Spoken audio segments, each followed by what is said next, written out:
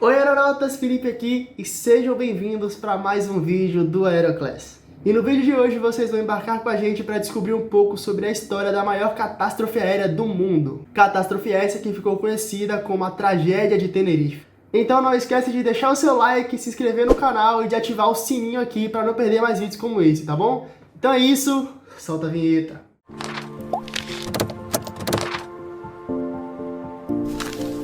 Dia 27 de março de 1977, a data que entrou para a história como o dia que ocorreu a maior catástrofe da aviação, envolvendo dois Boeing 747.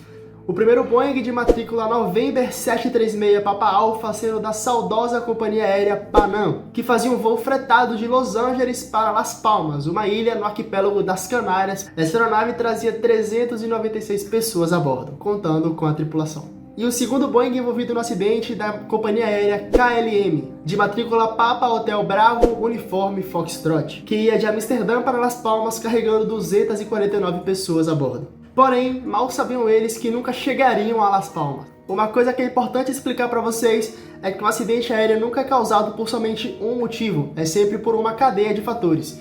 E a tragédia de Tenerife é um exemplo perfeito disso.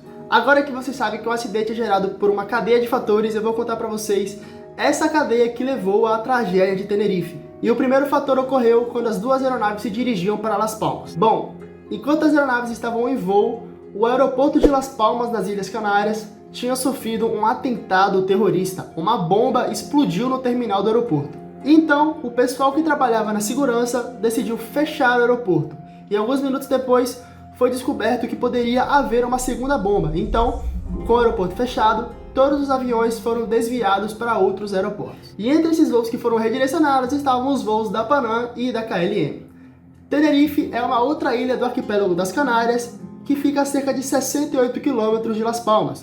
E essa ilha possui um aeroporto de pista única de proporções pequenas. O aeroporto de Tenerife era consideravelmente pequeno e não possuía uma estrutura aeroportuária muito boa. Então, conforme os voos foram chegando, o aeroporto começou a ficar superlotado. E como alguns desses voos eram grandes, como por exemplo os 747s da Panam e da KLM, elas começaram a ocupar as taxiways do aeroporto.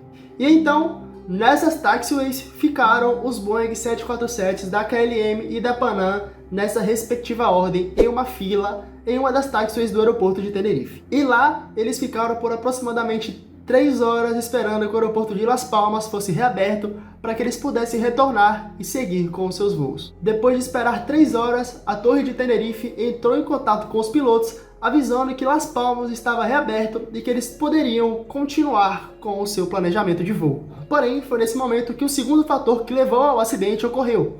Uma neblina muito densa se formou no aeroporto e reduziu muito a visibilidade dos pilotos e da torre de controle. E juntamente com essa neblina, um outro fator que também foi muito importante para que a tragédia acontecesse, ocorreu. O comandante a bordo da KLM, que se chamava comandante Van Zaten, havia pedido um reabastecimento de 50 toneladas de combustível, uma quantidade que é extremamente absurda e desnecessária para o trecho que eles iam realizar de Tenerife para Las Palmas e depois de Las Palmas para Amsterdã. E esse abastecimento levaria cerca de 35 minutos extra. Durante as investigações do acidente, foi descoberto que Van Zaten pediu esse reabastecimento para não precisar reabastecer em Las Palmas, porque nessa época os pilotos eram punidos por atrasos. Então, como eles já estavam muito atrasados, Van Zaten não queria levar uma bronca da companhia. Então, ele decidiu abastecer em Tenerife para chegar em Las Palmas, desembarcar os passageiros e se mandar de volta para Amsterdã. Porém, mal sabia ele que essa decisão seria fatal. Enquanto o 747 da KLM abastecia, o 747 da Panam estava logo atrás esperando. E, como eu falei, os pilotos eram punidos pelo atraso. E não somente na KLM. Os pilotos da Panam estavam também com muita pressa. E além do reabastecimento, o comandante da KLM havia permitido que os passageiros desembarcassem enquanto esperavam autorização para continuar, o que gerou uma demora muito maior. Então, os comandantes a bordo do Panam teriam que esperar o avião da KLM reabastecer e também que todos os passageiros retornassem para a aeronave para poder continuar o voo. E isso levaria cerca de quase 50 minutos. E, em uma entrevista ao Discovery Channel, o copiloto sobrevivente do Panam, chamado Robert Bragg, disse que durante esse tempo de espera, ele perguntou para o comandante do Panam se eles não poderiam ultrapassar o KLM. Porém, não era possível porque não havia espaço suficiente entre as asas. Se ele tentasse ultrapassar, iria haver um choque de asas, o que ninguém queria. Então, eles decidiram esperar mesmo o KLM finalizar para prosseguirem para o voo. E após finalmente tudo ser finalizado, o 747 da KLM entrou em contato com a torre de controle pedindo autorização para o táxi para poder decolar. E como eu disse, Tenerife era um aeroporto de pista única, então a torre instruiu ao KLM que fosse até o final da pista e realizasse um giro de 180 graus para decolar na posição que eles tinham vindo. Isso é uma manobra comum em aeroportos de pista única chamada de backtrack. Enquanto o KLM seguia para o fim da pista para realizar o backtrack, a torre de controle instruiu ao jumbo da Panam que seguisse para o ponto de espera para realizar a decolagem após o 747 da KLM. Então, a instrução que a torre passou foi que o Panam devia ingressar na pista e se retirar na saída Charlie 3, que era uma das taxiways do aeroporto. Porém, como a neblina era muito densa, o comandante a bordo do Panam não conseguia ver direito o que estava acontecendo, e por isso ele acabou ficando meio perdido enquanto realizava o táxi para a saída Charlie 3. E durante as investigações do acidente, foi descoberto também que a visibilidade estava abaixo dos níveis esperados para poder realizar uma decolagem, o que significa que ninguém poderia decolar enquanto a neblina estivesse ali. Com a visibilidade baixa e sem enxergar nada na sua frente, o comandante Victor Grubbs começou a procurar a saída Charlie 3. Porém, o próximo fator aconteceu. Os comandantes a bordo do Panam acreditavam que a saída Charlie 3 seria, na verdade, a saída Charlie 4.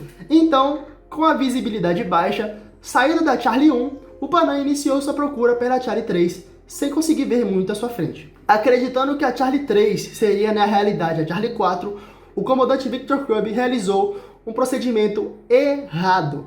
Após receber essa instrução e com a intensa neblina sem conseguir ver nada à sua frente, o comandante Victor Grubbs iniciou a incursão na pista para poder seguir para a Charlie 3 com uma velocidade de 3 nós, que é muito devagar, mesmo para a velocidade de táxi. E aí a gente se depara com mais um erro, que foi um erro da torre de controle, porque a saída Charlie 3 era uma curva muito fechada, de 150 graus. Curva fechada demais para um avião daquele tamanho conseguir realizar. E por isso, os comandantes a bordo do Panam estranharam e tentaram conversar com a torre. Porém, por um erro de comunicação, eles não conseguiram se entender direito. Então, o comandante a bordo da Panam seguiu para a saída Charlie 4, ao invés da Charlie 3, porque era muito fechada e eles iriam retornar para onde eles estavam. A Charlie 3 levava para o terminal de passageiros e eles queriam sair do terminal de passageiros. Então não fazia sentido pegar a Charlie 3. Então eles seguiram para pegar a Charlie 4, que levaria eles direto para o ponto de espera, que era logo atrás do KLM. Então anota aí, a gente tem um atentado terrorista que fez com que vários voos fossem desviados e atrasados, uma aeronave super pesada depois de ter recebido 50 toneladas extras de combustível, um nevoeiro denso que reduziu a visibilidade para quase menos de 300 metros e, por último, uma aeronave perdida no meio da pista sem saber qual saída pegar. Já tá vendo onde isso vai dar? Mas antes da gente continuar, não esquece de deixar o seu like, se inscrever no canal e ativar o sininho, tá bom? Vai ajudar muito a gente, porque quando você deixa o like, o YouTube entende que a galera tá gostando e compartilha o vídeo para mais pessoas. Então a gente conta com você. Valeu! Oi, aeronautas! Para um pouquinho, eu sei que vocês gostaram muito do vídeo, o like já tá aqui, a inscrição de vocês também, mas infelizmente esse vídeo vai parar por aqui e vocês vão ter que assistir ele a parte 2 na semana que vem, tá? Então eu vou ficando por aqui, semana que vem a gente continua com a história de Tenerife. Fui!